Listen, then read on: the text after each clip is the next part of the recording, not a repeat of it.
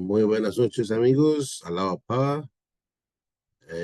Estamos aquí nuevamente para continuar nuestro estudio sobre la alianza. Así que les doy la bienvenida y comenzamos con el texto que estamos estudiando.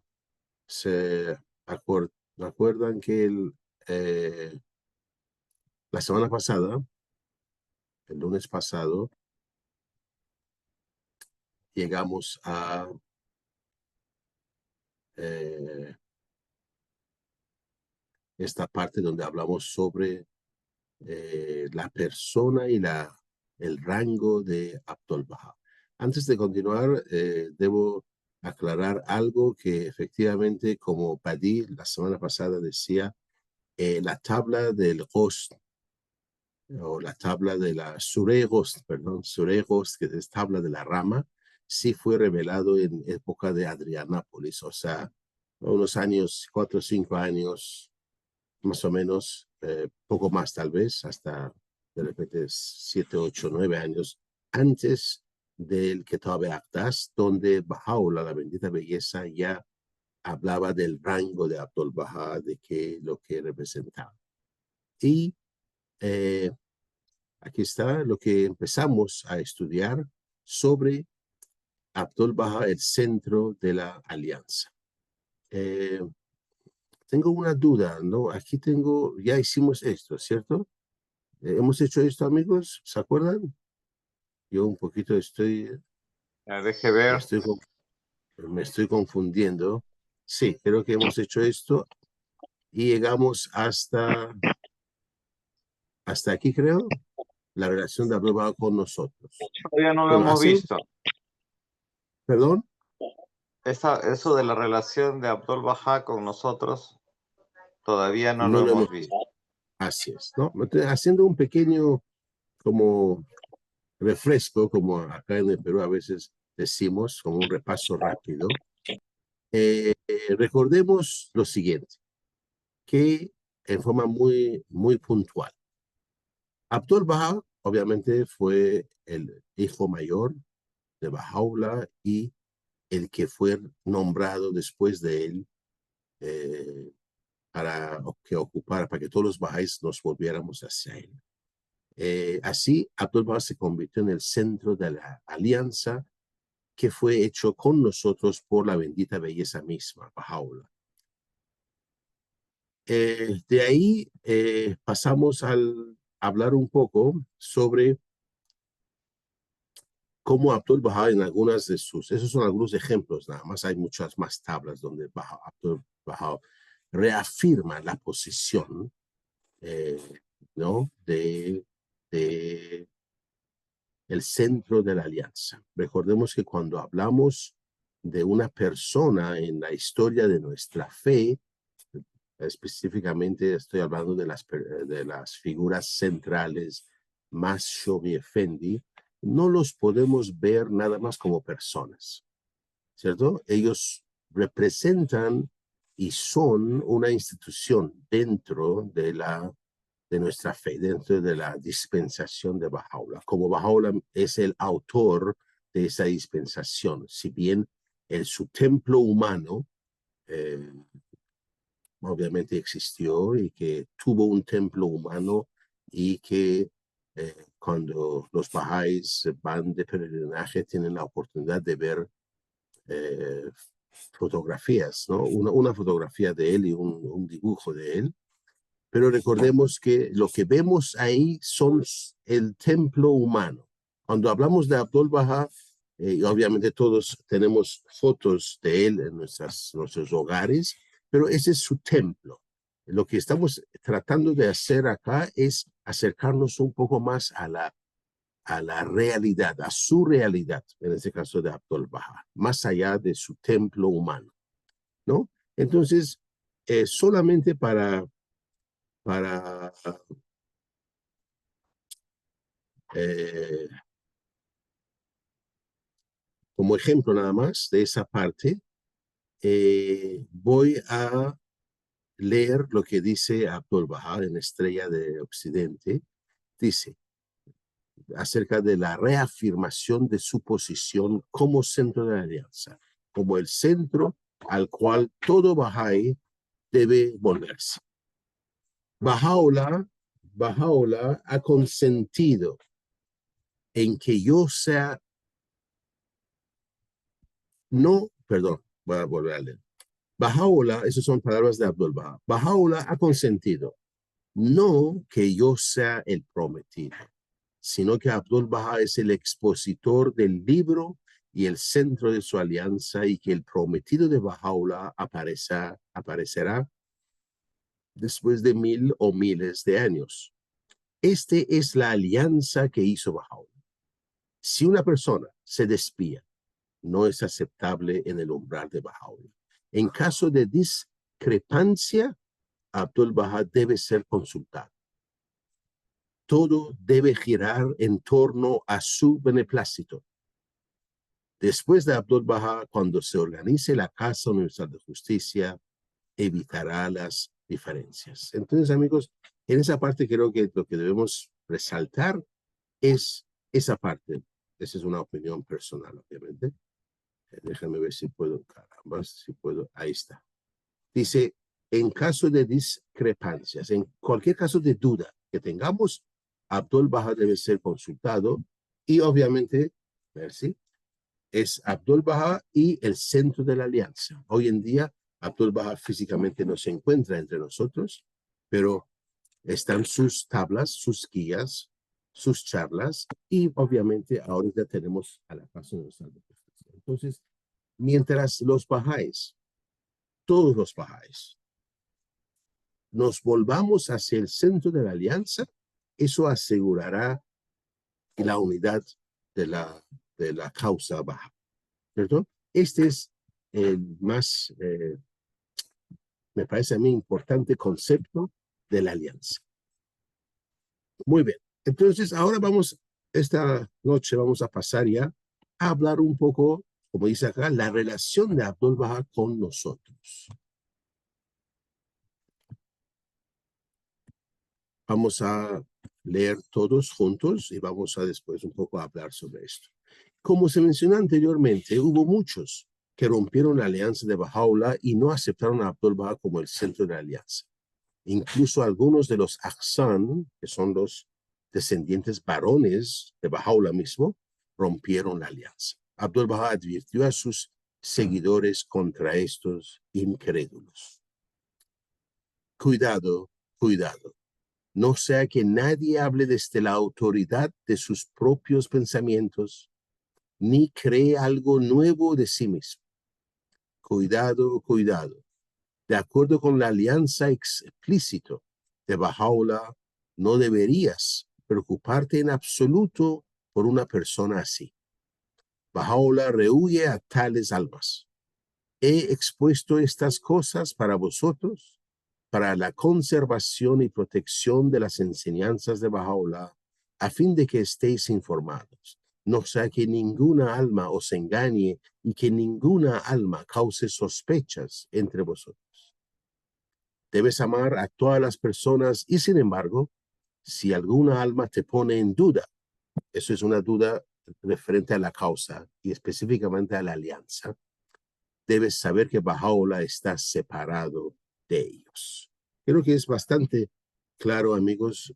Abdul Baha reitera el hecho de que hay que amar a todos, pero no hay que huir, mejor dicho, hay que dejarlos, ¿cierto? Porque Baha'u'lláh no está con ellos. Las personas que siembran sospechas, y recordemos que hoy en día, especialmente hoy en día, vivimos en una época de ¿cómo le dicen eso? Ahorita no, se me fue hay una teoría que dice que nadie sabe qué es lo correcto y lo incorrecto, qué es la verdad y qué no es la verdad, y que cada uno puede. Relatividad moral. Perdón, Sí, otra vez, Badí. relativismo. Relativismo moral. Muchas gracias, ¿no? Ese concepto ambiguo y con el que se defienden los que no aceptan ningún compromiso, ninguna regla, quieren hacer lo que les da la gana, quieren estar, como dicen, viven una vez, así que quiero vivirlo como yo quiero, ¿cierto? Y que mi felicidad solo depende de mí, etcétera, etcétera. Esas son, lamentablemente, son eh, Ociosas mentiras, fantasías. cosas fantásticas. Así es, ¿no? Son mentiras, pero hoy en día está de moda esto. El que habla así, la gente lo ve como que, qué moderno, qué así, qué asá, ¿no? Pero bueno, Abdul Baha aquí nos está advirtiendo sobre esto, ¿no? Que tengamos cuidado.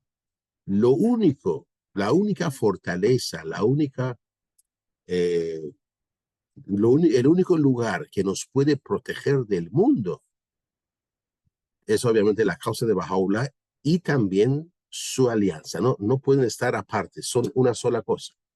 El que es Bahá'í, pero que no es fiel y firme en la alianza de Bahá'u'lláh, está mal también, ¿cierto? Entonces, la causa de Bahá'u'lláh es una sola. Entonces, no podemos separar y convertirlo en algunas que esa parte me gusta, yo lo acepto. Esa parte no tanto, no lo voy a hacer. Así no es, ¿no? Entonces, aquí me parece que Abdul Baha nos está advirtiendo sobre esto. ¿Algún comentario o podemos continuar? Sí, hablando de la relatividad moral, que es muy común actualmente en la sociedad mundial, en una charla, una pionera Bahá'í de Irán, Manijeh Rusta, dio una Sí, charla en una escuela de verano acá en Cochabamba.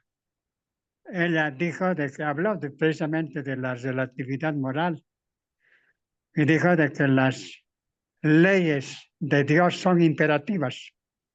Quiere decir que sí o sí tiene que cumplirse porque son vinculantes. Por lo tanto, él estaba diciendo que en la sociedad actualmente se acepta lo torcido como lo correcto, se acepta la oscuridad como la luz, se aceptan los dichos y hechos de la gente como algo que se ha naturalizado, se ha normalizado. Pero acá los principios y leyes de Dios son imperativos. Por lo tanto, Dios no es humilde en ese sentido. Entonces está hablando como un gobernante supremo. ¿Qué piensa de la manera de argumentar de Manijeh Rusta en el sentido de que toda la revelación divina es imperativa para nosotros como seres humanos con un entendimiento limitado sobre esta revelación? Esa es mi pregunta, don gracias, Ramón. gracias. Gracias. Absolutamente de acuerdo con Maniche. Tengo el gusto de conocerla. Estuve en Lima una vez, dio una charla sobre la unidad magnífica, magnífica. Miren, en el libro 1, Ruji, me parece que es, ahorita no me acuerdo, hace tiempo, tengo que hacer, he hecho las versiones muy antiguas del libro 1, Ruji. Ahora estamos en ICA pensando como asamblea local volver a hacer las nuevas, porque las nuevas son totalmente diferentes, mucho mejor, digamos.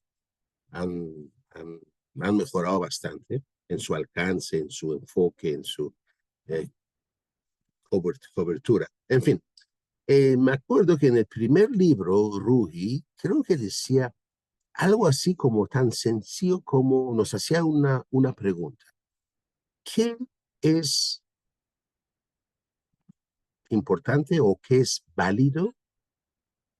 ¿Lo que Dios quiere de nosotros o lo que la gente dice que hagamos? ¿No? Entonces, esas dos cosas me parece que es la respuesta, ¿no? Lo que la gente piensa o opina o está de acuerdo o no, no tiene ninguna importancia. Lo único que importa en nuestra existencia es nuestra obediencia a Dios. Amor a Dios y obediencia a Él. Punto. No hay otra. Esa es mi opinión. No sé si alguien más quisiera añadir algo.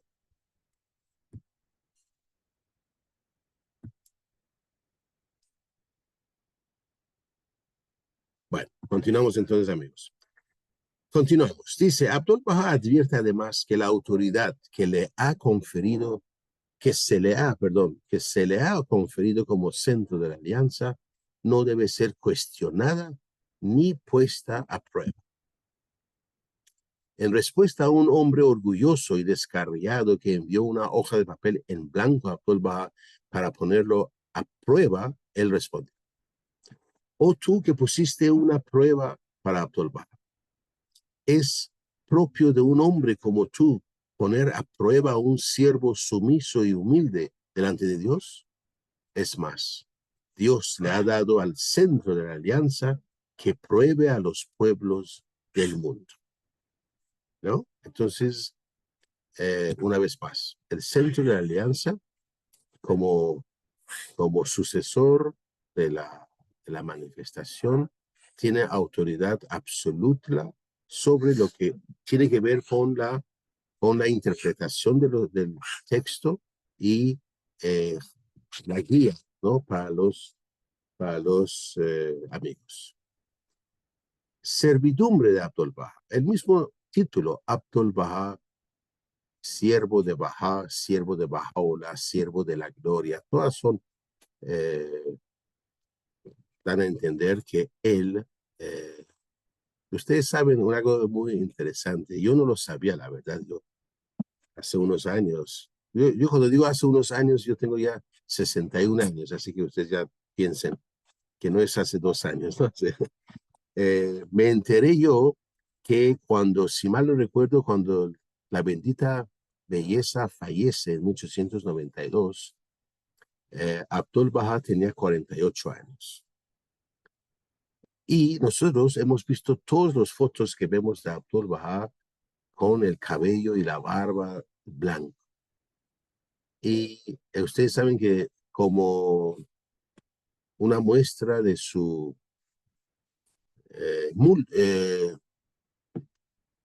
¿cómo le dicen? Duelo, ¿no? En su luto, perdón, una señal de su luto, Abdul Baha dejó de tener su cabello, ¿no?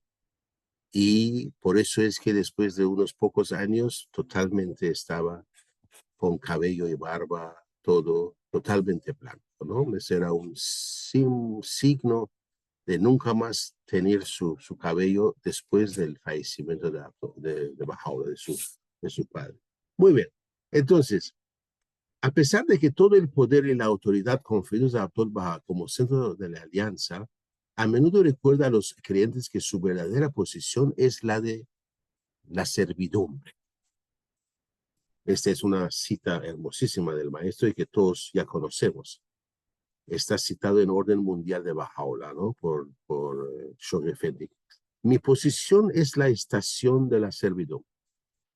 Una servidumbre completa, pura y real, firmemente establecida, duradera, obvia, explícitamente revelada y sin estar sujeta a interpretación alguna. Yo soy el intérprete de la palabra de Dios, tal es mi interpretación. Miren lo que el centro de la alianza deja las puertas cerradas. Punto.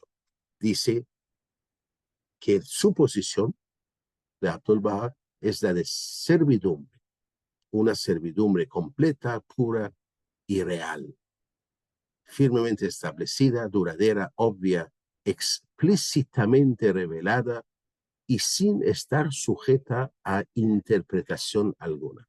Nadie lo puede interpretar que sí, pero no sé, no. Es esto. Nos hace pensar, nos hace recordar, me parece esa cita, a mí me hace recordar el último valle de los 7 valles. ¿Alguien se acuerda? La nada absoluta. Así es, el valle de la nada absoluta. Cuando estamos ya y llegamos a tan cerca a Dios que ya dejamos de existir. En el libro de la certeza hay un ejemplo, bueno, hay varios ejemplos que la bendita belleza da y tiene una lógica impecable, ¿no? Irrefutable. Y una de ellas que yo encuentro maravillosa es cuando la bendita belleza ahorita no sé si es el libro de la certeza, discúlpenme, o no sé dónde, pero es el lugar donde acusan o da respuesta a los que dicen, ¿por qué dices yo soy Dios? ¿No? Hay citas donde Bahá'u'lláh dice, yo soy el misericordioso, ¿no? ¿No? Entonces, como que habla en voz de Dios. Entonces, y él mismo, Bahá'u'lláh, explica que dice que esto nace de la humildad absoluta de la manifestación. Cuando la manifestación dice, yo soy el poderoso, yo soy el misericordioso, yo soy el camino, y esto, o sea, cuando habla en primera persona, no es porque es soberbio, dice que yo soy Dios, no, más bien dice que es que estando en la presencia divina, uno deja de existir. Y si, imagínense ustedes están con alguien en un cuarto y yo digo, oye, ¿qué está diciendo? Y ustedes dicen, él dice, él es el misericordioso. Entonces ustedes están dejando constancia de que ustedes existan. ¿Me entender? Cuando yo digo, él es el maravilloso, él es tercera persona, yo soy primera persona, o sea, yo existo. En cambio, cuando la manifestación cambia eso y escucha y sencillamente lo repite, no dice él es, no, dice yo soy el misericordioso, es porque la manifestación ha dejado de existir. No cuenta, se ha convertido totalmente en un, ¿cómo se llama? Canal tan puro que no deja nada de sí. Nadie se entera que ha pasado por este canal, porque el canal ha dejado de existir. José, adelante, por favor. Sí, gracias. Es decir que Bahá'u'lláh dice, yo soy Dios porque es muy humilde. Es Esta, porque no existe. claro, Estando en esta relación con Dios, Él ha dejado de existir. como mencionas, esto es lo que en el séptimo valle se vuelve la evanescencia, ¿no? La nada absoluta, cuando el individuo deja de pensar en sí mismo siquiera como adorador. Se olvida de que es adorador al punto de que es un canal absolutamente puro. Es una condición a la cual el ser humano no puede acceder, ¿no? En ese sentido, Abdul-Bahá sí tenía este don, ¿no? Sí podía, él sí llegó a esta condición de ser tan evanescente que la voluntad de Dios fluía por él de manera absoluta y perfecta, ¿no? Y por eso es que él es el ejemplo perfecto. Gracias. Gracias, gracias. Sí, realmente hay que reconocer eso y por supuesto decir que también Shoaib Effendi hizo igual, era humilde por encima de todas las cosas. Las manos de la causa, los que fueron fieles a la alianza, que eran todos menos uno, también dirigieron la nave de la causa por casi 6 años, 5 años y medio, algo así, con absoluta humildad. Y la entregaron en sus dos manos así, lo ofrendaron y entregaron su obediencia a la Casa Universal de Justicia. José. Sí, sobre esto quería agregar, a tal punto es la humildad de las manos de la causa que ellos rechazaron la posibilidad de ser ellos elegidos como miembros de la Casa Universal de Justicia, ¿no? Y esa decisión conjunta de ellos fue refrendada por la Casa Universal de Justicia después, ¿no?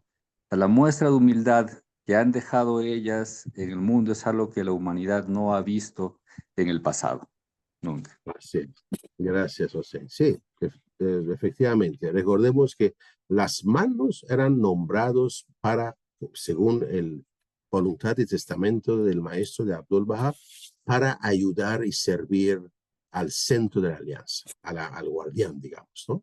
A la guardianía. Y ellos ahora pasaban a servir a la cabeza de la fe, ¿cierto? Como lo que eran. Manos de la causa estaban ahí para ayudar y servir, ¿no? Entonces, y esos son ejemplos realmente que nos tienen que marcar y lo que nos deberían, me parece a mí, enseñar, tener, por lo menos, tratar de ser humildes, ¿no? Que no es muy fácil a veces, ¿no? Muy bien, gracias. Una vez más, Abdul Baha reafirma su posición de servidumbre, también citado en orden mundial de Baha, por Shoah Effendi. Mi nombre es Abdul Baha. Mi título es Abdul Baha. Mi realidad es Abdul Baha. Recordemos que Abdul Baha significa siervo de Baha, ¿cierto? Mi alabanza es Abdul Baha.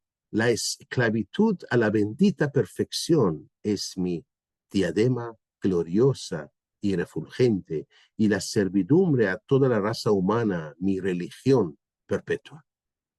No he tenido ni tendré nunca ningún nombre, ningún título, ninguna mención, ningún elogio, excepto Abdul Baha. Este es mi anhelo, este es mi mayor anhelo. Esta es mi vida eterna. Esta es mi gloria eterna. Imagínense, amigos, o sea, solo falta leer esos pasajes para darnos cuenta, ¿no? Que hoy en día el verdadero liderazgo, si es ejercido sin humildad, no es liderazgo. Debemos nosotros también ejercer lo que hagamos en la vida, en lo que sea, con humildad. Es un reto, no es fácil. Hubo muchos que se opusieron y conspiraron contra Abdul Baha. Esos muchos no eran tantos, ¿no? Por si acaso, ¿eh? Pero bueno, eran pues, se puede contar pues de repente, no sé, ¿no? Pero no eran tampoco pues un porcentaje significativo, ¿no? Pero sí hubo intentos, ¿no? En Irán especialmente, en Tierra Santa, con la misma familia y de los medios hermanos, ¿no? Y en Estados Unidos, una vez que se estableció la fe con uno o dos que habían sido enviados, ¿no? Para justamente enseñar la fe. Muy bien. Hubo muchos que se opusieron y conspiraron contra Abdul Baha, pero a pesar de todo esto, él invocó a Dios para que perdonara sus pecados y malas acciones. E incluso se ofreció a soportar las aflicciones y dificultades de sus enemigos. En su voluntad y testamento del Maestro leemos: Te invoco, Señor mi Dios, con mi lengua y con todo mi corazón, para no pagarles su crueldad y sus maldades, su astucia y su maldad, porque son necios e innobles y no saben lo que hacen. Palabras de Jesucristo también, ¿no? No saben lo que hacen. No distinguen el bien del mal, ni distinguen el bien, perdón, ni la justicia de la injusticia.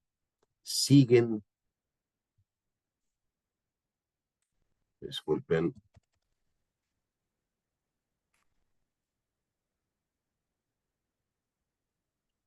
siguen sus propios deseos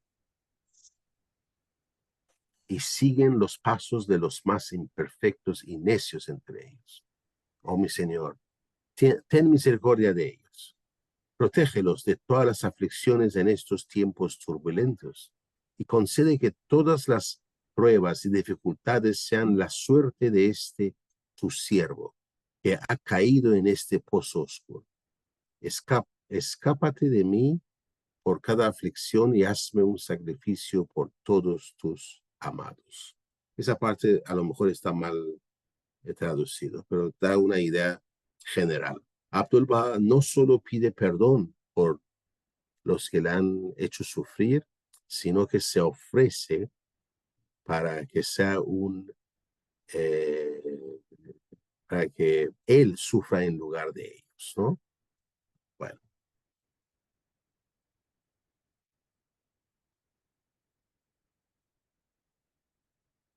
Eso, hazme un sacrificio por todos tus amados. Ustedes saben que esto era una frase o algo parecido a eso, era una frase muy usado por Abdul Baha. Abdul Baha solía pedir que sea sacrificado por los amados de Baha'u'llah.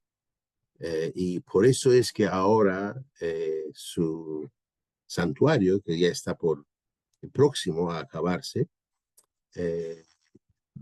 está pensado en esto. Por eso los caminos van encima, ¿no?, del santuario, ¿no? Como que él está bajo la tierra, pisado humildemente por los siervos de Dios, ¿no? Es una cosa figurativa, obviamente. José, adelante. Sí, creo que en otras partes se traduce como y haz que mi vida sea sacrificada, ¿no? Ya, ok. Sí, sí, ese está mal hecho. Sí, sí, voy a tener que chequearlo en el mismo inglés y ver cómo lo puedo cambiar. Hay Gracias, José. sí, creo que Abdul Baha mismo había pedido que su lugar de descanso sea transitado por los creyentes, ¿no? Y por eso creo que es que se hace su santuario de esta manera, con caminos arriba para que los amigos puedan transitar. Aunque no sé si habrá muchos amigos dispuestos a transitar por encima del lugar donde está. Yo tampoco. Y aparte que no creo que la idea sea nada más es la forma, ¿no? No creo que, como dices tú, nos atrevamos a estar encima de él, ¿no? Pero bueno, ya eso vamos a verlo, ¿no? Pero sí, muy cierto. Eso es, él no había pedido específicamente su santuario, ¿no? Nada más que continuamente decía eso, que se ofrecía para el camino de donde pisan, pues, los amados de Dios, ¿no? Los amados de Bahá'u'lláh en este caso, ¿no? Muy bien, muchísimas gracias, José, por tus intervenciones. Muy bien, llegamos a este fin sobre la posición de Abdul Baha y como siempre, tenemos algunas preguntas y las respuestas están aquí, justo siguen, pero bueno, vamos a ver si acertamos, ¿no? Dice, ¿qué significa Abdul Baha? Siervo de Dios. Siervo de Dios, siervo de Siervo Baha, siervo de Bahá'u'lláh. Bahá'u'lláh, siervo de la gloria. Claro, pero es en sí esto, ¿no? Creo que siervo de Dios lo envuelve todo, mencionando a Baha, nombre, el más grande nombre de Dios, ¿no? Entonces, no. Sí o sí. En la oración obligatoria corta, la palabra que es traducida como adorarte tiene la misma raíz, ¿no? Que la palabra Abdul en Abdul Baha, abd, ¿no? Y entonces, a mí me hace pensar que esa ¿Tienes, servidumbre se relaciona fuertemente ¿tienes la con palabra? ¿Esa es que la oración corta? sí, Sí, conocerte a y ver, adorarte. a ver, yo acá tengo un ratito, déjame ver si lo tengo acá en árabe también, un ratito, aunque no leo árabe mucho, casi nada leo de árabe, pero bueno, vamos a ver, quién sabe. Esto es oraciones obligatorias, la corta, que en inglés son 50 palabras nada más, y voy a cambiarlo a árabe, idioma original, al Salatul Ebadat, Sahri.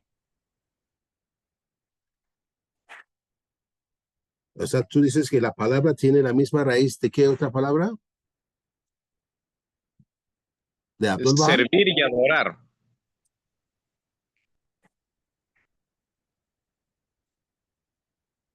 A ver, Ashhadu ya Ilahi bennakal khalqatin. No lo leo bien, no, la verdad. Necesito ayuda de un persa poco más. A ver, a ver, ¿qué es acá? Testigo. Dios. I bear witness, oh my God, that thou hast created me to know thee. Okay.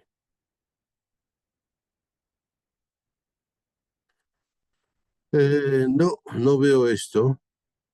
Tal vez sea parecido, pero no. O sea, con Abdul Baha no, con Abd no es. Abd significa siervo, ¿no? Y servir es ebadaka. Ebadaka. Bueno, no sé. Como digo, a ver si voy a hablar con Mujan Matin, a ver si para la próxima semana no, podemos hablar algo más de esto, ¿ya? Perfecto. Entonces, ¿cuándo nació Abdul Baha y cuál es el significado de la fecha? ¿Cuándo nació?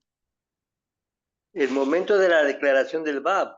23 de mayo 23 de de mayo. 1844. Así es. O sea que tiene la misma fecha que la dispensación, la nueva dispensación. Gracias. Enumere, dice, no, perdón. ¿Cuál fue la fecha y hora exactas de la ascensión de Abdul Baha?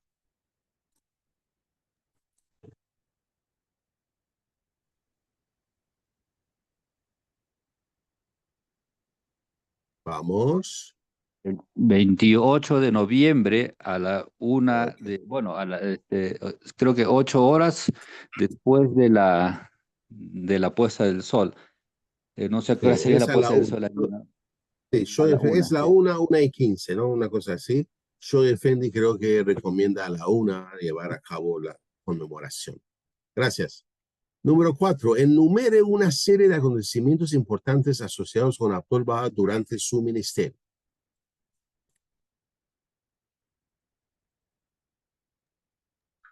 Los Su viajes viaje a Occidente. Occidente. Sí. ¿Ok? Viajes al occidente, donde llevó el mensaje Bahá'í al mundo occidental, al hemisferio occidental, mejor dicho, ¿sí? ¿Qué más? Salvó de la hambruna en la Primera Guerra Mundial en Apoyo Tierra Santa. palestino. Sí. Hay algo muy importante que le fue dado como tarea por Baha'u'llah mismo. La construcción del santuario del Bab, de la primera etapa del santuario del Bab. Y el entierro de los restos sagrados del Santo Bab ahí. Claro que sí. Recordemos que esto fue una preocupación constante del maestro. Sufrió muchísimo por esto. Tanto los enemigos como otros dueños de los terrenos querían aprovecharse porque veían que Abdul Baha quería comprar esos lugares, ese espacio de tierra, qué sé yo, de terreno, y se querían aprovechar y esto causaba muchísimo dolor al maestro. ¿Cómo se llama? El dueño de esa zona por mucho tiempo le negaba, decía que no vendo, no vendo, no vendo, y Abdul Baha sufría muchísimo hasta que al fin una mañana el hombre viene y le ruega a Abdul Baha que le compre, ¿no? Entonces son cosas que pasan, pero eso fue una de las cosas, me parece, que a Abdul Baha le causado mucho dolor, muchas lágrimas y que más tal vez gozo cuando lo logró, ¿no? José. Su misma familia que denunció que él estaba construyendo hay una fortaleza para rebelarse contra el gobierno. Eso, y Sí, también la colocación de la primera piedra del Templo Madre de Occidente. por supuesto, así es, allá en Illinois, así es. Sí, sí, sí, por supuesto. Esos son algunos ejemplos. Vamos a pasar al número 5. ¿Qué clase de servicios prestó Abdul Baha al pueblo de Acá y a los seguidores de Baha'u'llah?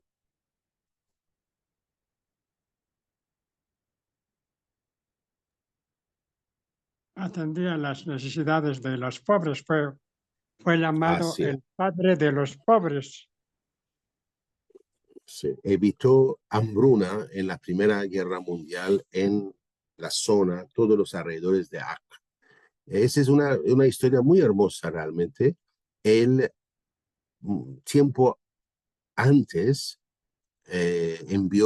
encargó, decía a los bajáis que vivían allá en Haifa y en Acá, que empezaran a comprar terrenos y alquilar terrenos y hicieran pues agricultura. Y les mandó a una zona del río, a un lado del río, que la tierra no era tan buena como la otra. Y uno que decían que, pero ¿por qué? ¿Por qué no vamos a este otro lado que es mucho más fértil, mucho más fácil? Pero no, él decía que no, háganlo ahí nomás. Y después, en la Segunda Guerra Mundial, ya cuando ya estaba pues en la guerra, 4 años de guerra, las tropas invasores, que eran, ustedes saben que había una lucha entre los turcos y los ingleses y todo eso, y las tropas turcas que invadían esa parte, digamos, pasaron justamente por la zona más fértil. No tocaron la parte que los bahá'ís, que Abdul Bahá había destinado a agricultura. Por eso es que, y ustedes saben, el ejército cuando pasa por una zona destruye todo, o sea, son miles de hombres, comen todo lo que hay y queman lo que no hay, ¿no? Entonces, no dejan nada, ¿no? Entonces, eso fue después, los bahá'ís se dieron cuenta,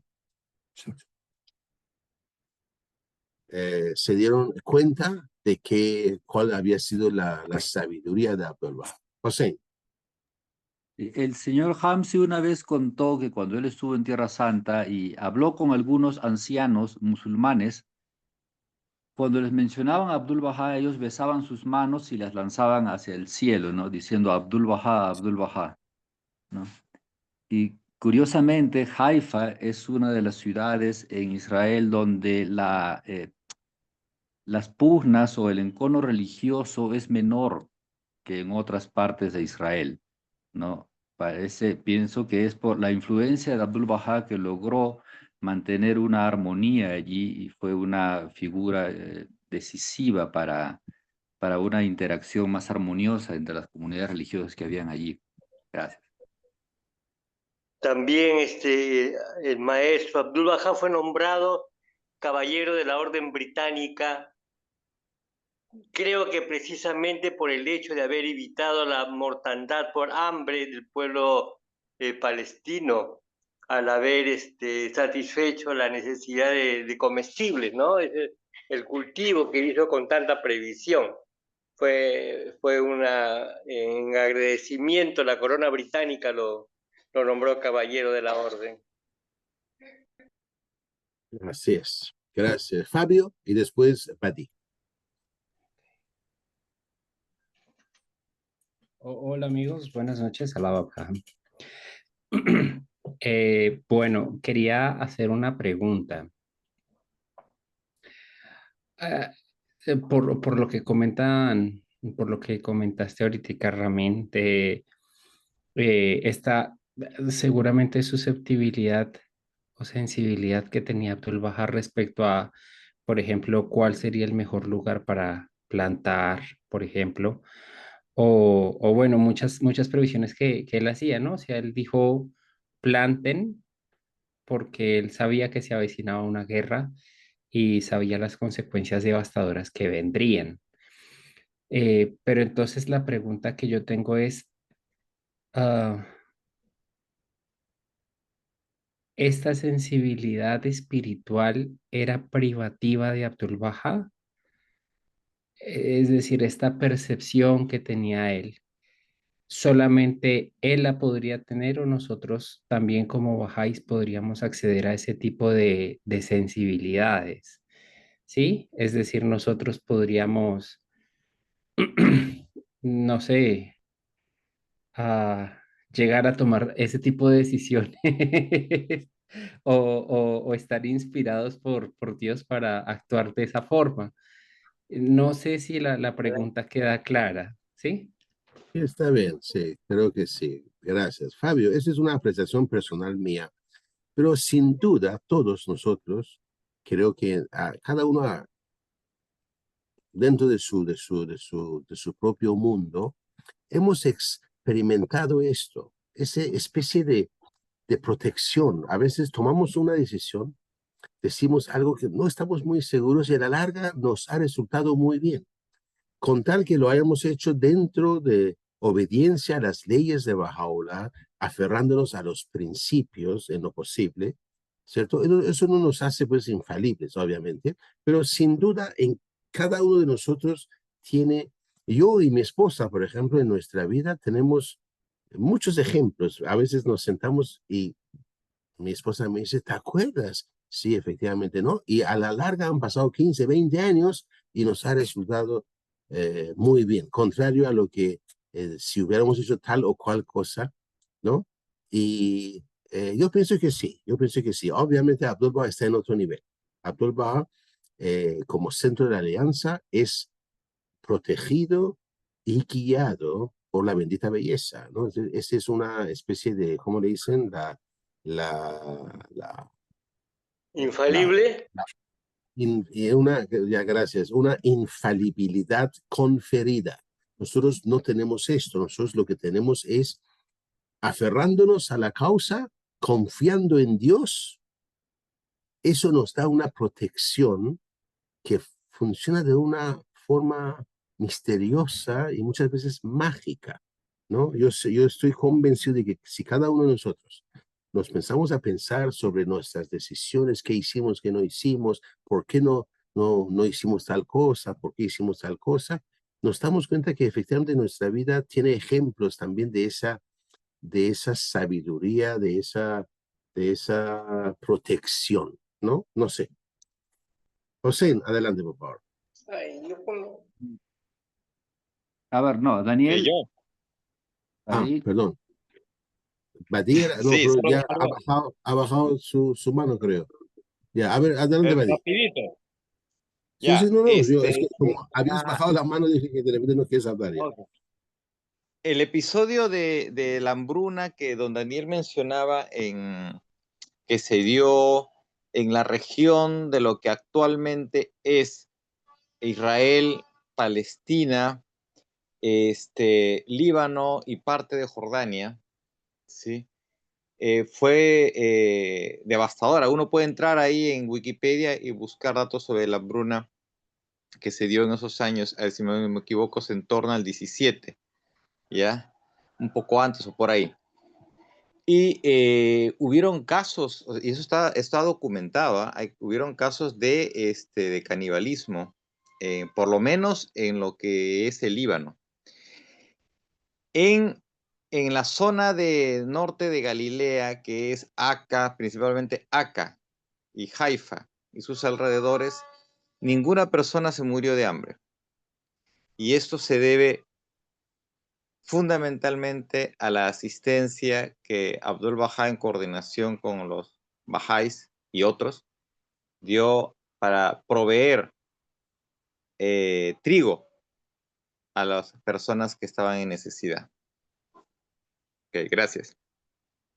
Gracias a ti. José y después Humberto. Sí, sobre la pregunta que se planteó, lo que siento, mi conclusión es que todos tenemos, bueno, no todos tenemos, todos podemos tener chispazos de epifanía, ¿no? Esto es parte de nuestra condición espiritual que puede entrar en contacto con lo divino. Pero el caso de Abdul Bahá es que no eran chispazos de epifanía, sino era un contacto directo y voluntario, o sea, totalmente a voluntad, cuando él lo deseaba, podía tener contacto con un mundo espiritual al punto que podía entenderlo como nadie podría entenderlo. Nosotros muchas veces podemos experimentar una epifanía y malinterpretarla o ir en contra incluso de algo que se nos ha mostrado por favor de Dios, pero en el caso de Abdul Bahá era un acceso completo y directo a voluntad, ¿no? Pienso que esa es una importante diferencia entre lo que nosotros vivimos y lo que era Abdul Bahá. Gracias. Gracias, Humberto. Ay, no. Ay, se abrió. Ok, gracias. No, yo estaba pensando en lo que los Bahá'í tenemos como método para llegar a la verdad. Es la consulta, es la recomendación de la bendita belleza del maestro, de que los Bahá'í tenemos que practicar la consulta, porque esa nos ayuda a pasar de la conjetura a la certeza. No es una cuestión mística que nos encantaría tener, ¿no? Lamentablemente los humanos somos así. Y otra cosa que tenemos los Bahá'í es la Casa Universal de Justicia. Y cuando tenemos problemas o situaciones muy difíciles, la Asamblea Nacional, cualquier asamblea del Perú, cuando pregunta algo, pues la Casa Universal de Justicia le responde. Y en varios casos, yo lo digo porque estuve en la Asamblea Nacional, consulten profesionales, vayan y consulten a profesionales sobre el problema que ustedes están teniendo, sean legales, de salud, ir al médico, cuestiones que la bendita belleza ha recomendado siempre, ¿no? Bueno, no tenemos contacto en el sentido del amado maestro, pero sí tenemos las guías para poder salir de situaciones difíciles, ¿no? Gracias. Gracias, Humberto. Gracias. Muy bien. Continuamos entonces con número 6, creo que, ¿no? ¿Quién designó a Abdul Baha como el centro de la alianza y en qué documento? Bahá'u'lláh designó en el documento de la tabla de la rama. En el libro, en el Kitab el libro de mi alianza, el libro de la alianza de Bahá'u'lláh, sobre la posición de Abdul Baha, sí habló sobre en la tabla de la rama años atrás, y también en su libro más sagrado hace referencia a que después de su desaparición física tendríamos que volvernos a la rama nacida de ese antiguo raíz, digamos, ¿no?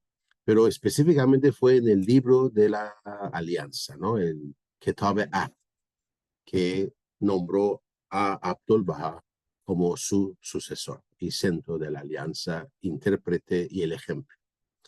Gracias. ¿Por qué debemos acudir a Abdul Baha en busca de orientación?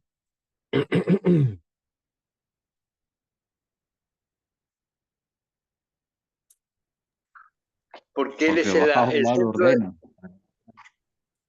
Porque lo que él dice es la verdad, todo lo demás es falso. Así, yo soy bien drástico para ciertas cosas, ¿no? Entonces, el Abdul Baha en pasajes que ya hemos leído dice que nadie tiene derecho a interpretar, excepto el centro de la alianza. Se acabó, ¿no? Entonces, eso para mí es, bueno, es así, ¿no? Entonces, porque él es el centro, es infalible, es el que mantiene la unidad dentro de la comunidad, etc. ¿Cuál fue el papel de Abdul Baha?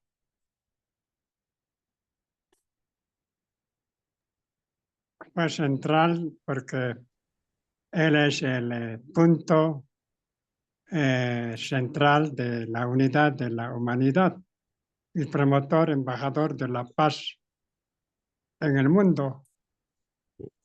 Ok, sí, creo que el número 8 es redundante, ¿no? Ya hemos hablado de eso. ¿Cuál fue el papel de Abdul Baha? Creo que servir pues de centro, en dos cosas para mí importantísimo. Interpretación es una extensión del libro sagrado, ¿cierto? Interpretación y mantener unida la fe, ¿no? También Sí, adelante. También él es el ejemplo perfecto de la vida Bahá'í.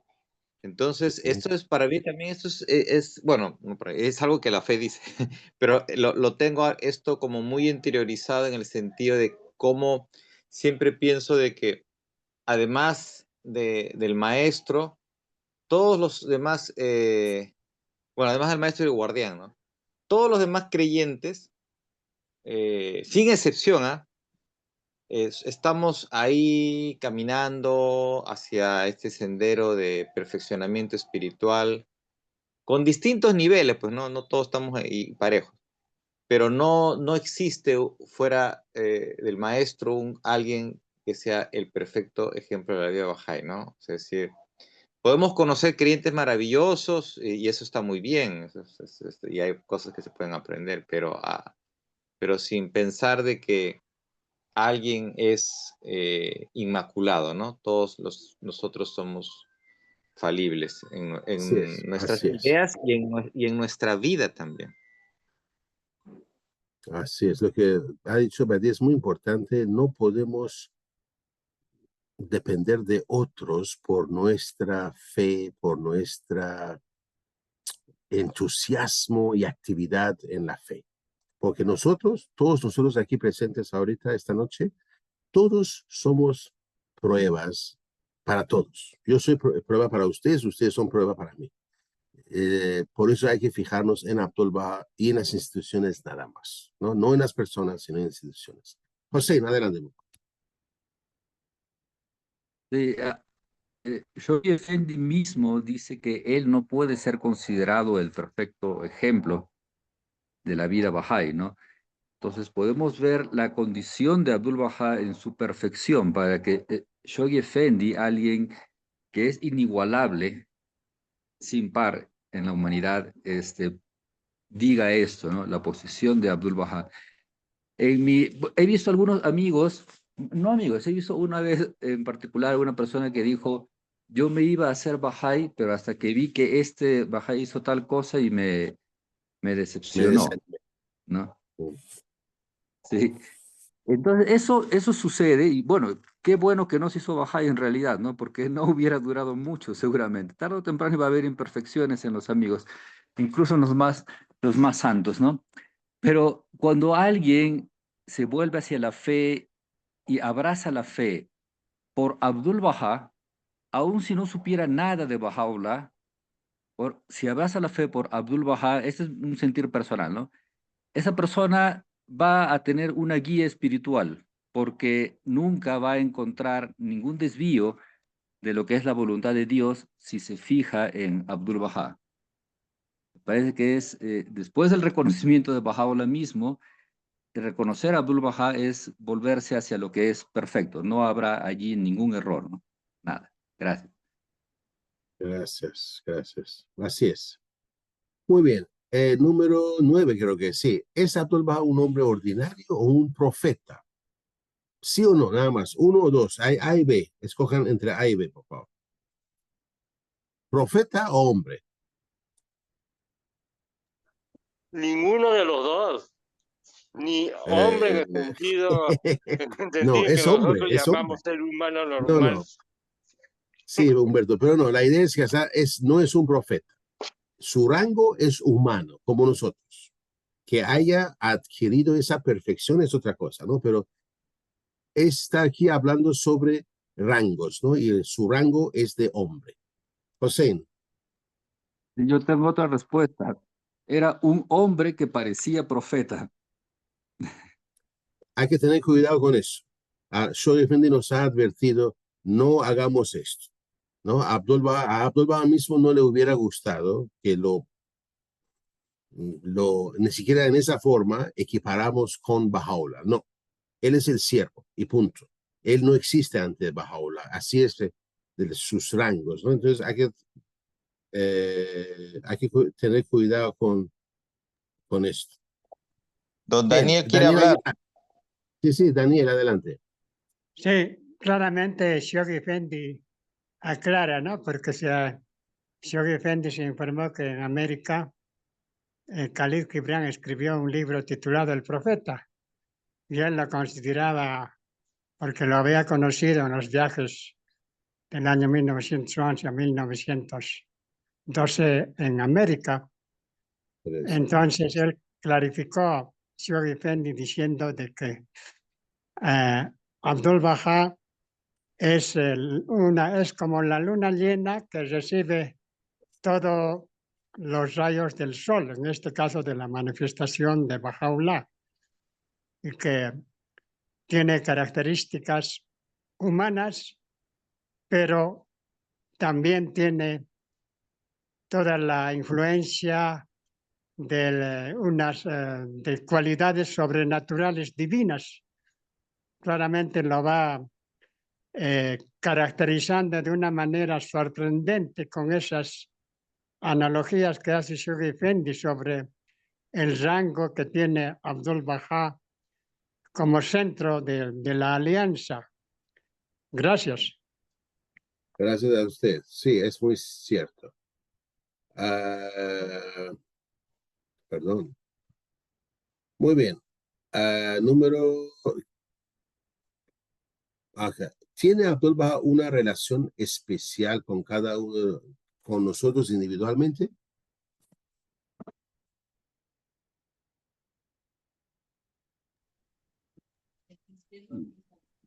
Creo que sí.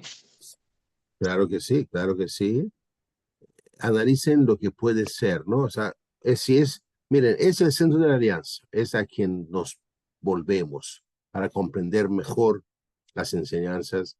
Es también, me parece a mí, es el ejemplo perfecto, es donde yo tengo que luchar, nunca voy a lograrlo, pero tengo que luchar para acercarme cada vez más a esa humildad, a esa magnanimidad, a ese deseo de servir a los demás bajo todas las condiciones, ¿cierto? Esos son ejemplos nada más, ¿no? Que me parece que esa es la reacción, me parece a mí. José, adelante. A mí me gusta recordar y lo entiendo, o sea, significa mucho para mí, para esta pregunta, nuestra relación individual, personal con Abdul Baha. Las palabras que él dijo cuando se despidió de los amigos en América, él le dijo, yo estoy con vosotros siempre.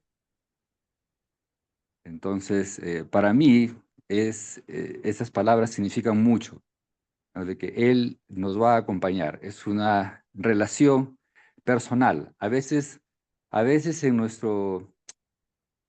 nuestra forma de entender la fe, la entendemos para toda la humanidad y que Bahá'u'lláh viene para toda la humanidad. Y a veces olvidamos un poco de esto, que a veces sí lo encontramos más en los cristianos. A veces es algo que podemos aprender, de que tenemos sí una relación personal, no solamente como humanidad, sino una relación de cada individuo con el centro de la fe, en ese caso, hablando específicamente de Abdul Baha, de que él siempre nos acompaña, ¿no? Siempre va a estar allí, y es una relación muy íntima, ¿no? Siempre lo podemos sentir. Gracias. Gracias, gracias. Fabio, creo que quiere hablar o ya no. Ya bajó la mano, creo. No. Ah, sí, ahí está subida todavía. Muchas gracias, Hussein, por tu aporte, porque justamente eso era lo que quería preguntar. Resulta que en la despedida de Abdul Baha dice, yo estoy con vosotros siempre. ¿Mm? Eh, pero sabemos que la posición de Abdul Baha no es una posición profética, es decir, su posición es la misma que de Jesucristo, por ejemplo, que de Bahá'u'lláh. Es un ser humano prácticamente, claro, que refleja perfectamente la luz de Dios, pero al fin y al cabo es ser humano. Y puede un ser humano estar con nosotros siempre, con toda la humanidad, estar siempre. La pregunta es, ¿nosotros eventualmente podríamos hacer lo mismo, por ejemplo, con nuestros hijos después de fallecer? Yo personalmente no lo creo. Vivimos en un mundo cristiano donde yo conozco a muchísima gente donde tiene altares, no, digo muchísima gente, no es tanta gente, pero son varios, tiene altares a su mamá, por ejemplo. Tiene fotos de su mamá, velas y todo eso, y yo sé, me han contado que en las noches o en las mañanas, no sé, se sienten ante esa foto de la mamá y le piden que proteja a sus hijos, que le esté no sé cuánto, que eso, que lo otro. Y esto para mí no es así. Según lo que yo entiendo de las enseñanzas, el mejor intermediario hacia Dios es la manifestación. La manifestación o los elegidos o los escogidos de Dios, que en este caso, como Shoaib Effendi dice, puede ser, obviamente Bahá'u'lláh es la mejor, ¿cierto? Uno sabe que está hablando con Dios a través de Bahá'u'lláh. O Abdul Baha, inclusive Shoaib Effendi dice que si quieres pensar en el guardián, puedes hacerlo. Shoaib Effendi también. Pero sabes, y dice que lo mejor es que sepas que estás dirigiéndote a Dios a través de la manifestación, ¿no? Entonces, como digo, esas son ya costumbres milenarias. Los romanos, eso es algo histórico, por si acaso, para que sepan, los romanos paganos, antes inclusive de Jesús, tenían esa costumbre de hacían unos muñequitos, la persona, esos que iban a la guerra, qué sé yo, como soldados así, tenían muñequitos de su esposa, de su hijo, de su hija, no sé, ¿no? Y eso lo usaban para hablar con ellos, pedirles protección, no sé, ¿no? Somos seres humanos, somos débiles y siempre, y eso es parte de la infancia de la humanidad. Hemos tenido que pasar por esto, pero, y ¿cómo se llama? Y La costumbre cristiana, por ejemplo, sin que yo sea el que lo quiera juzgar o no, pero recordemos que a nivel mundial hay miles y miles y miles de santos. Y las iglesias en el Perú o en China o en cualquier otra parte tienen estatuas de un montón, o imágenes, mejor dicho, de un montón de santos. Los de Perú tienen santos peruanos, los de Chile sin duda tienen los santos de Chile, no sé allá cómo es la costumbre, no sé. En México está la Virgen Mayor, que es Guadalupe, Virgen de Guadalupe, etcétera, etcétera. Y estos me parece a mí que no son la mejor forma de dirigirse a Dios. Uno, Bahá'u'lláh dice, uno pide por sus padres, pide por su madre, pide por sus hijos, por supuesto. Y Bahá'u'lláh, inclusive, Abdul Bahá dice que Dios bendice al hijo que recuerde a sus padres cuando ora, ¿no? O sea, eso sí es válido. Eso podemos interceder por padres y madres, pero no en la forma que a veces uno ve aquí, por ejemplo, en mi sociedad, en mi comunidad en Ica, que algunas personas tienen altares a sus seres queridos. Una opinión personal, obviamente. Fabio, Bueno, adelante, por favor. extiendo un poquito más entonces la pregunta. No hablando propiamente como de que mi papá o mi mamá me va a acercar más a Dios, por ejemplo, ya después de haber fallecido. Pero entonces, supongamos, mi padre o mi madre fallecieron hace 2 años, ¿cierto? O 3 años. Ah, existe la posibilidad, pues, de comunicarme con ellos. Obviamente no con tabla Ouija ni nada de eso, sino desde un sentido muy espiritual y obviamente no orarles ni nada de eso, pero simplemente como una forma de, sí, como de que mis palabras sigan llegando a ellos. Esa es solamente mi pregunta, no como si fueran santos ni nada de eso y tampoco Bueno, por claro, brujería. entiendo. Entiendo, no, sí, entiendo la pregunta. Bueno, Bahá'u'lláh nos dice que no hay ninguna conexión entre los muertos y los vivos, pero hay lazos de amor, ¿cierto? Y nos dice que nosotros pedimos y hacemos obras caritativas para el progreso de las almas de nuestros seres queridos, padre, madre, etcétera. Y en la misma forma, ellos están pidiendo a Dios por nuestro bienestar, por nosotros. Y sin duda eso existe, sin duda podemos tanto orar por ellos y ellos oran por nosotros también. Eso es un hecho, eso nadie lo puede refutar. Pero como digo, tener una comunicación que mi mamá me dijo o mi mamá, eso no existe esto, lamentablemente, ¿no? José, creo que iba a decir algo. Sí, justamente, sí, es lo que ya dijiste, ¿no? O sea, nosotros podemos orar a Dios suplicando por la iluminación o como fuere que opere allá de Dios El hacia perdón de sus nosotros. pecados, claro, sí. Exacto. Y los que han partido de este mundo también seguramente también oran por aquellos seres a los cuales amaron, a los cuales han protegido en esta vida, ¿no? A sus hijos, también lo hacen. O sea, uno no, al morir no olvida lo que ha vivido en este mundo y no olvida el amor que ha sentido por sus hijos y va a seguir suplicando seguramente allá por toda la eternidad por sus hijos, ¿no? Pero sí, efectivamente, esta relación de pedirle a nuestro Padre ya fallecido que le pida a Dios algo específicamente, no puede tender. No existe, creo, un concepto en la fe que diga esto es pecado y Dios te va a castigar por esto, ¿no? Si lo haces, pero creo que puede tender, sí, a desviarnos un poco, desviar nuestra atención de la acción de Dios en nuestras vidas, ¿no? Y que es a Él a quien le suplicamos y que es Él quien nos concede finalmente, ¿no? Gracias. Gracias. Daniel, adelante, ya para Eh, continuar y cerrar la reunión. Adelante.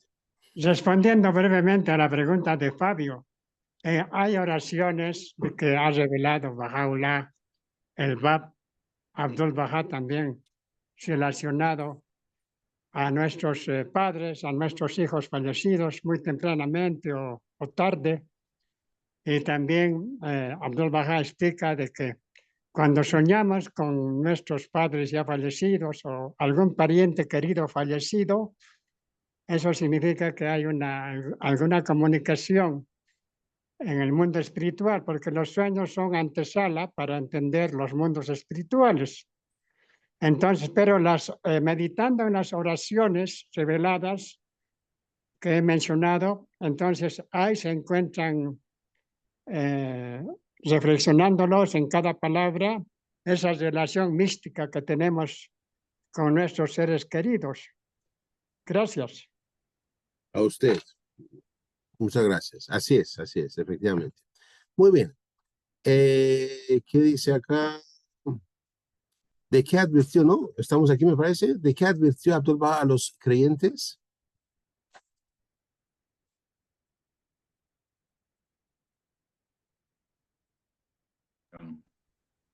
De volverse únicamente hacia A él y no a sus hacia él. opiniones personales. Y como dice acá, Claro. advirtió a los seguidores que no se erigieran en autoridad. O sea, que yo pienso esto. No, eso no existe en la fe. Sino que se volvieran a Abdul Baha. ¿Qué dice el centro de la alianza? ¿Qué dice la cabeza de la fe? Se acabó. Gracias. Hossein. Sí. Un No te detalle escuchamos, Hossein. que recordé hace algunos años, estamos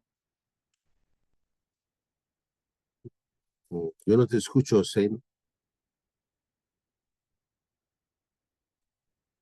Se corta mucho. Sí. compara cuál es más, ¿no?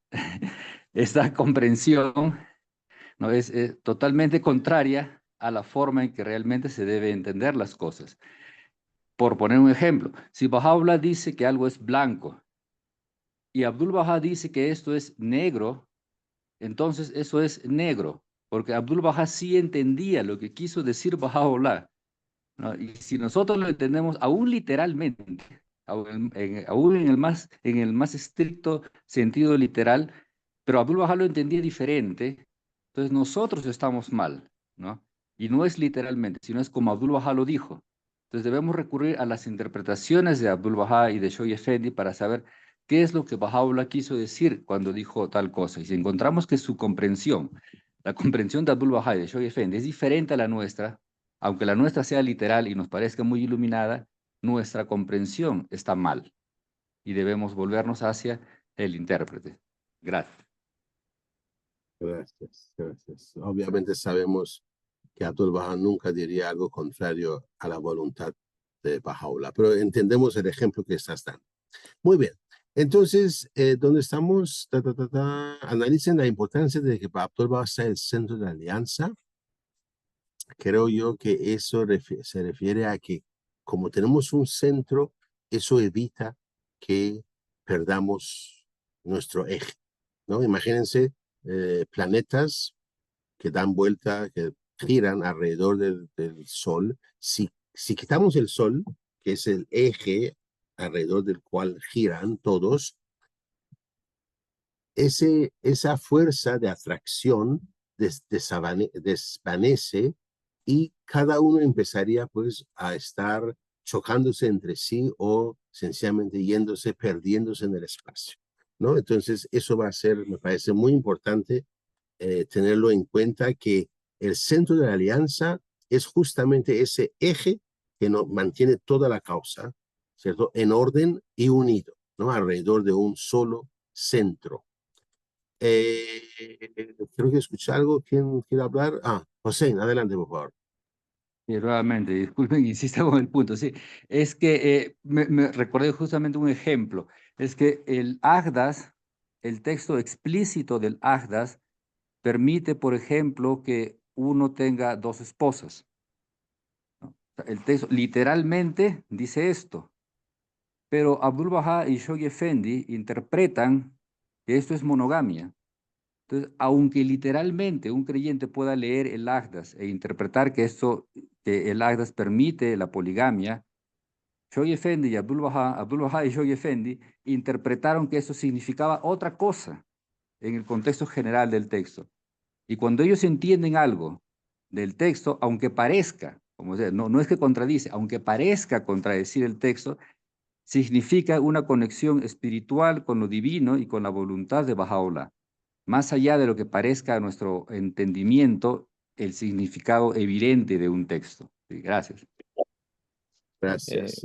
Recordemos, ¿Puedo agregar amigos, algo? Sí, Mati, adelante. Sí, es que el maestro y el guardián son el centro de la causa, designado por la pluma de la manifestación y del centro de la alianza. Ellos tienen una estación espiritual de que son el intérprete del escrito y el intérprete del propósito de Bahá'u'lláh y Abdul Bahá, divinamente designados por ellos para esta misión. Ellos no son exégetas, no son teólogos, no son hermeneutas. Esos son trabajos para los cuales se estudia en centros de estudio, filología y otras cosas, herramientas hermenéuticas, y tratan de recomponer lo que ellos creen que pudo haber sido dicho en algún escrito muy antiguo. Este no es el caso. Estamos hablando de almas escogidos de Dios, que estuvieron próximos a la figura central y fueron nombrados por él mismo para que él explique al mundo Bahá'í y a la humanidad el sentido más íntimo de sus palabras. Ok, perdón, gracias. Gracias, Mati. Sí, es importante. También sobre el matrimonio, eso de se permite dos esposas o no, quisiera mencionar que Bahá'u'lláh no dice que, bueno, dice, puedes casarte con dos esposas, pero pone una condición, la condición de la justicia. Recordemos que Muhammad, 1400 años atrás, el profeta Muhammad, también permitió a los musulmanes casarse 4 veces, hasta 4 esposas, pero también condicionado a la justicia. Y obviamente, como no hubo un intérprete autorizado, los musulmanes pues hicieron lo que quisieron, ¿cierto? Había esposas y había concubinas, no había un límite, digamos, ¿no? La suma, digamos, podía ser 4 esposas y 80 pues concubinas, ¿no? Pero ahora, como tenemos un centro de alianza, Bahá'u'lláh dice 2 esposas condicionada a la justicia. Entonces, ahora el intérprete dice, la justicia no se puede hacerlo, amar igual a 2 personas, igualito, no puedes hacer todo igual con 2 igualito, no puedes. Por lo tanto, es una condición imposible de cumplir y por lo tanto se queda en monogamia, que esa condición justamente lo hace imposible, ¿no?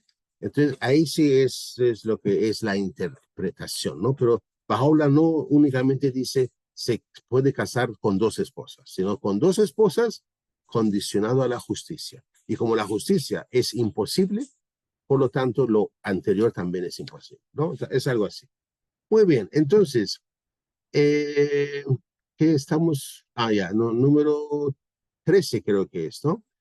¿A quién se designa la rama más grande, la rama mayor, la rama más pura y la rama elegida?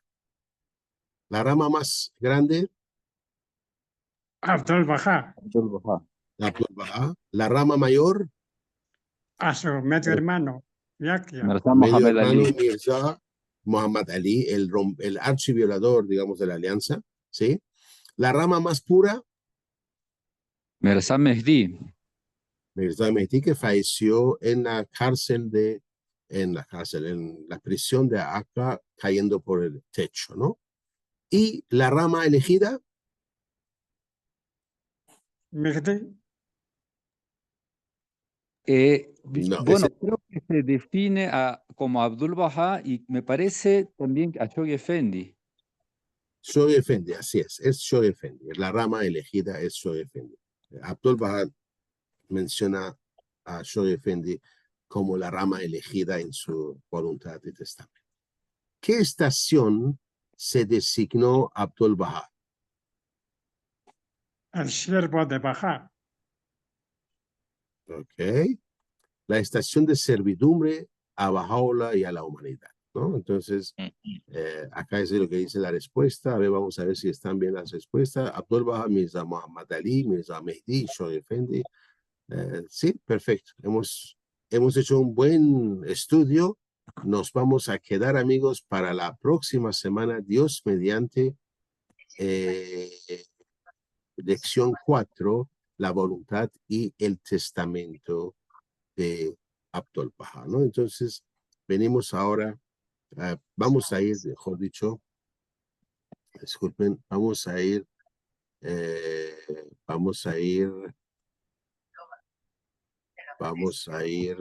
ahondando un poco más nuestra comprensión sobre la voluntad y testamento de Abdul Baha.